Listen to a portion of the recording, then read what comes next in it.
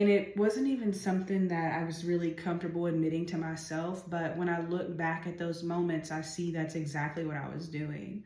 I was just idolizing money. Back in April, I bought my first house. Even before April, God had been speaking to me so much about money. Look at Ecclesiastes 10:19, where the Bible clearly says, the officials make a feast for enjoyment instead of repairing what is broken, and serve wine to make life merry, and money is the answer to everything. What this verse is saying is that money solves a lot of problems. It's just a fact. Money comes in handy.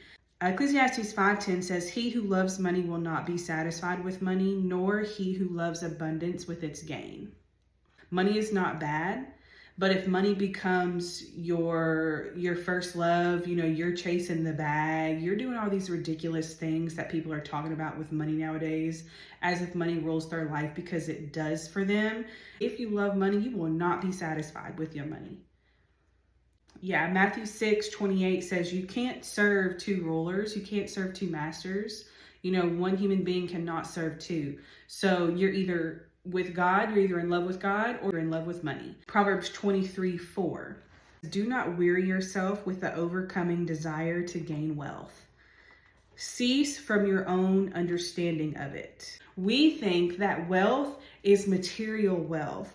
The Bible goes on to say, wealth, riches is not this money that we think it is, because when you look in Proverbs 3:14 through 15, it says wisdom's profit is better than the profit of silver, and her gain is better than fine gold.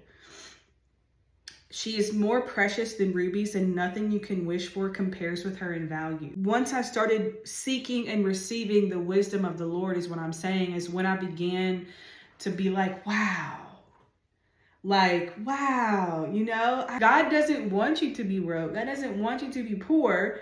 And God will not allow you to not have your needs met. Proverbs 10:2 through 3 says that. But I didn't get that at first. Money is not a bad thing. It is not a bad thing to enjoy good company. It is not a bad thing to enjoy good food. When we have them in excess, when we idolize them, is when they become dangerous to us. It's when they really begin to work against us and pull us apart from our divine purpose. Ecclesiastes 3:11 said, he has made everything beautiful and appropriate in its time.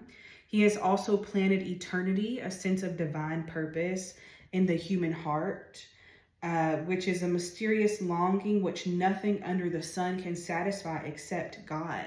Money is not your purpose, ladies and gentlemen. Being rich is not your purpose. Proverbs 28:20 says, a faithful, right-minded man will abound with blessings, but he who hurries to be rich will not go unpunished.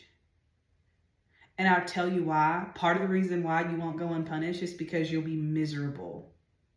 You'll be miserable in your own chasing of riches. Proverbs 28:22 says, he who has an evil and envious eye hurries to be rich and does not know that poverty will come upon him.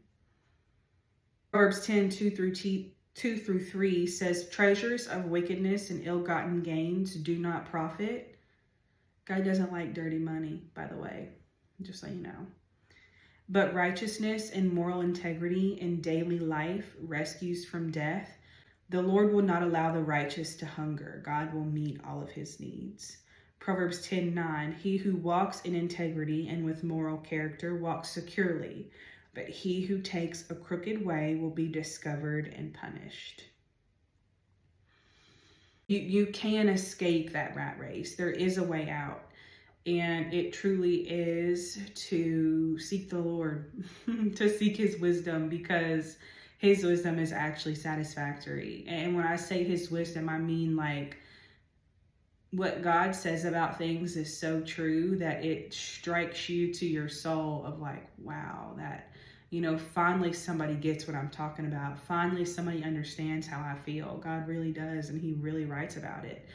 And he really writes about it intending for you to read it, because it was written just for you, for your instruction, for your comfort, for your guidance, for your wisdom.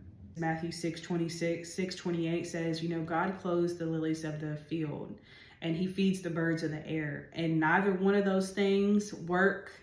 Neither one of those animals or plants, they don't They don't plant seeds in order to prepare for a harvest. They don't go out in the morning and work a 9 to 5 and come back home, and God still provides for them. This is wisdom at work. Peace.